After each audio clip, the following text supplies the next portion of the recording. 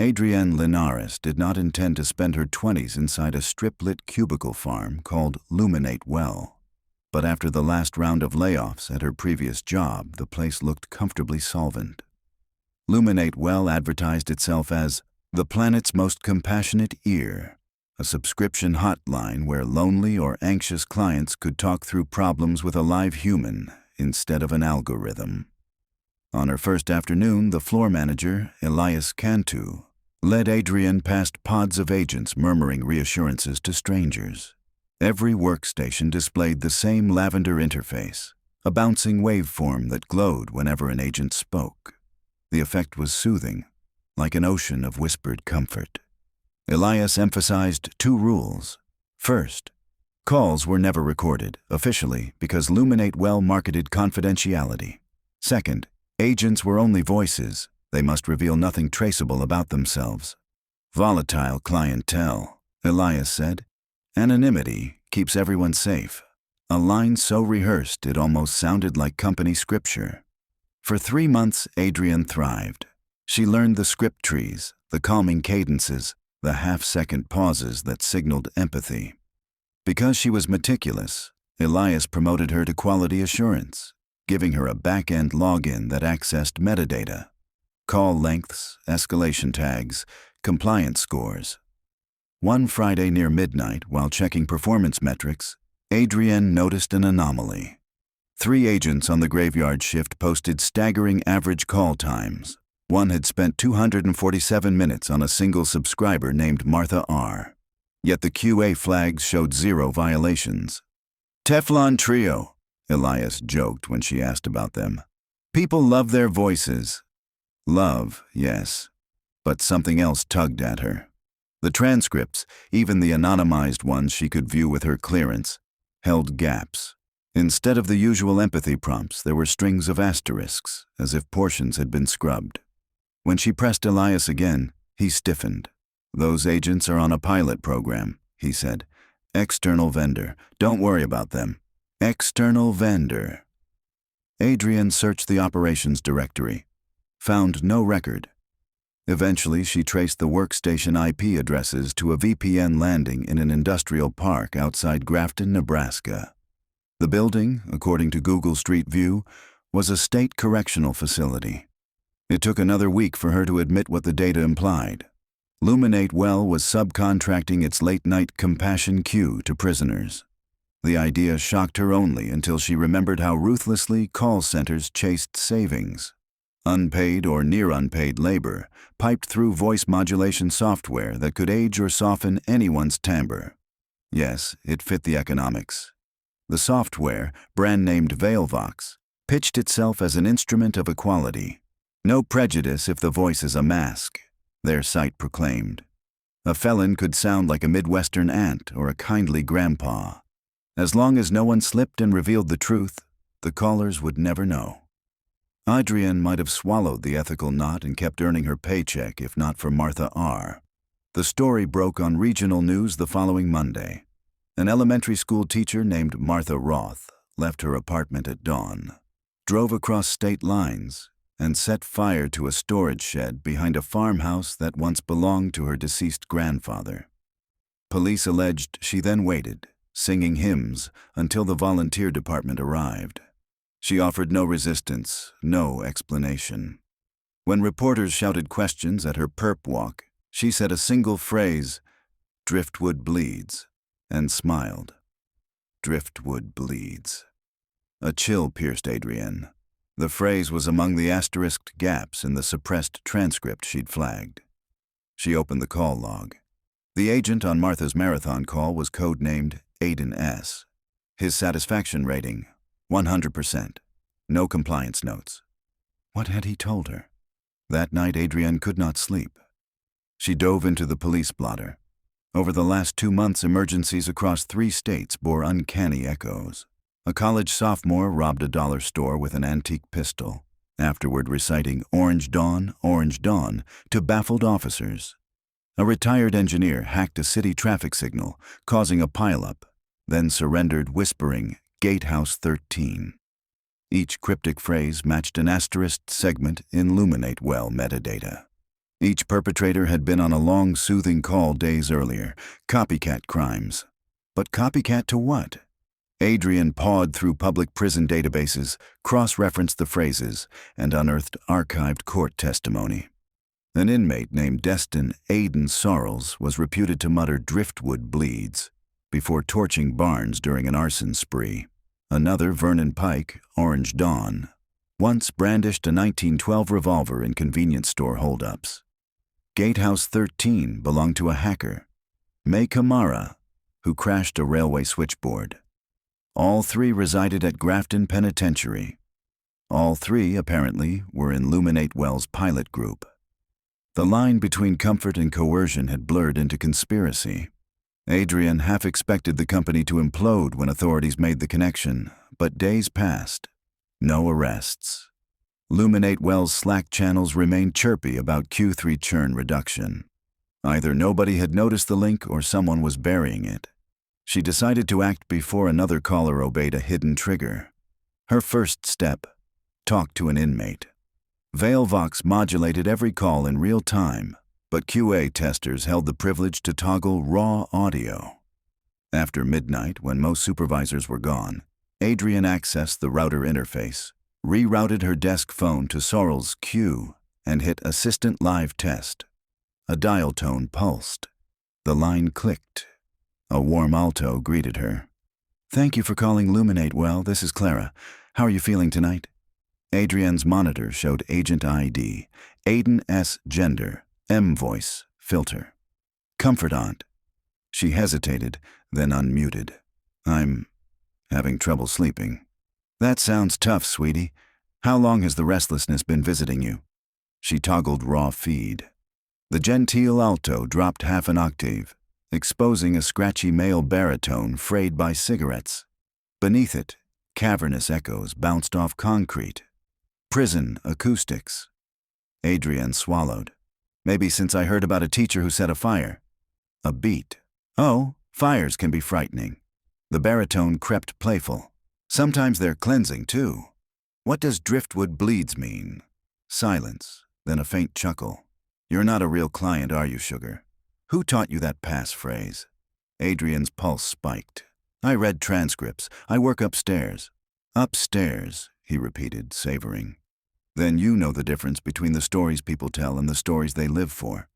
Which one are you?" Adrienne almost hung up. Instead, she forced calm. "Why hide code words and empathy scripts? Because people come to us raw, vulnerable. Think of them as clay. You can shape clay into a bowl or a blade. You shape them into blades that copy your crimes." Sorrells' laugh was low and musical. "Copy? No, we liberate them. Everyone dreams of breaking their cages. We just slip the key."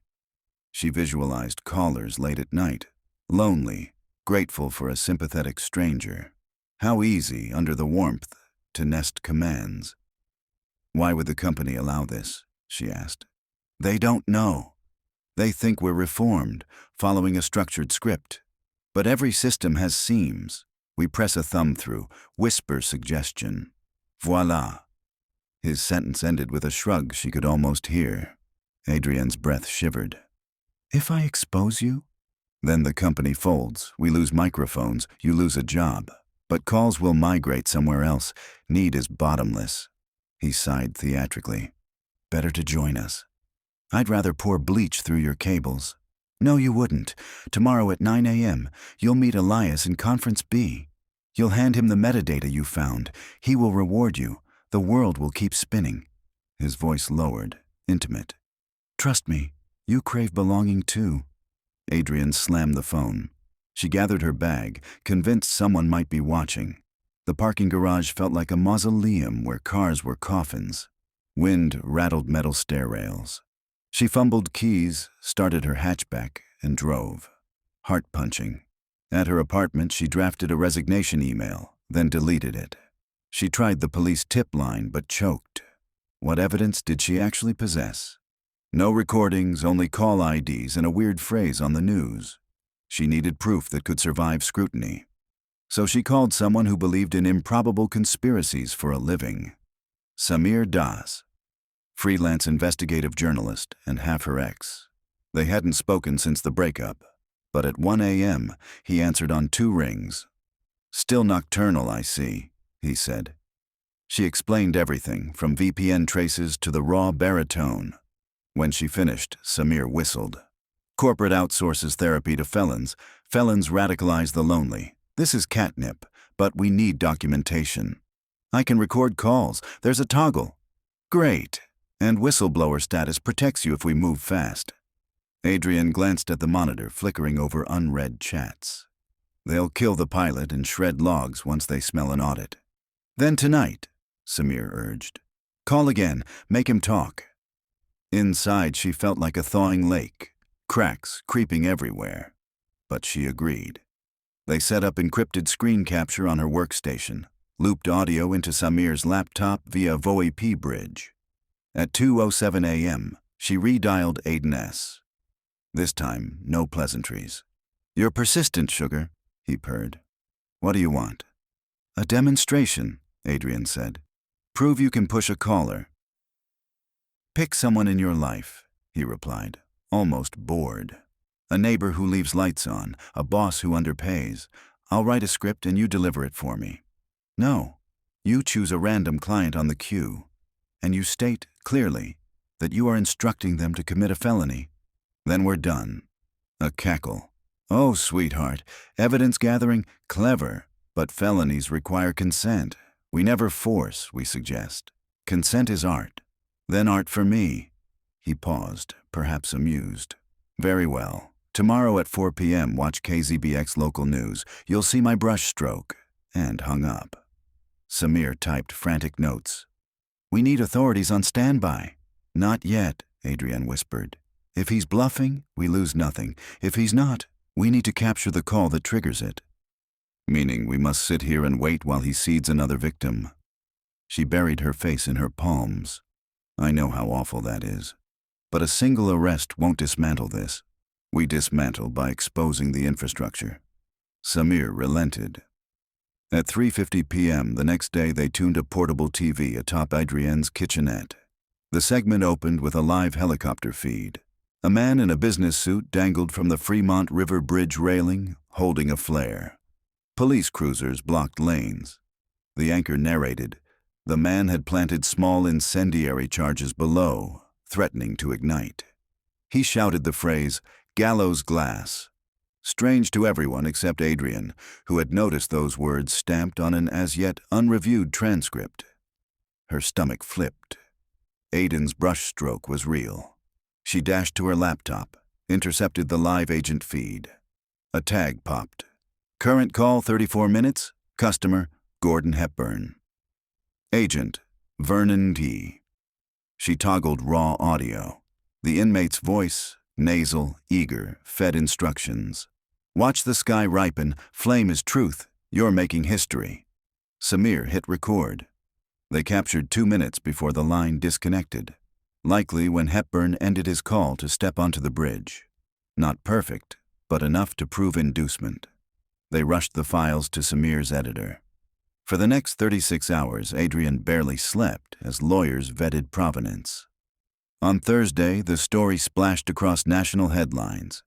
Hotline of horror, prisoners steering lonely listeners to crime. Luminate Wells stock plunged 63% before trading halted. State auditors raided corporate HQ. Elias was photographed being escorted out in handcuffs for evidence destruction.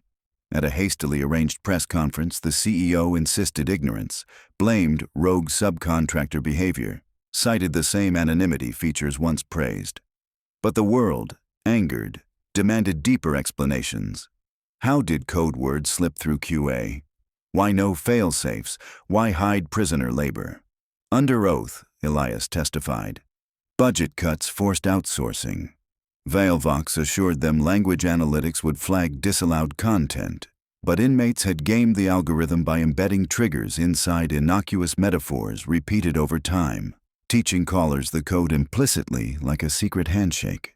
Because the phrases themselves were not profane or violent, automated filters passed them. Human QA overseas skimmed only snippets. The scheme thrived on complacency. Investigators seized prison records. They discovered Sarles, Pike, Kamara, and 5 others belonged to a clandestine inmate study group calling itself the Chorus.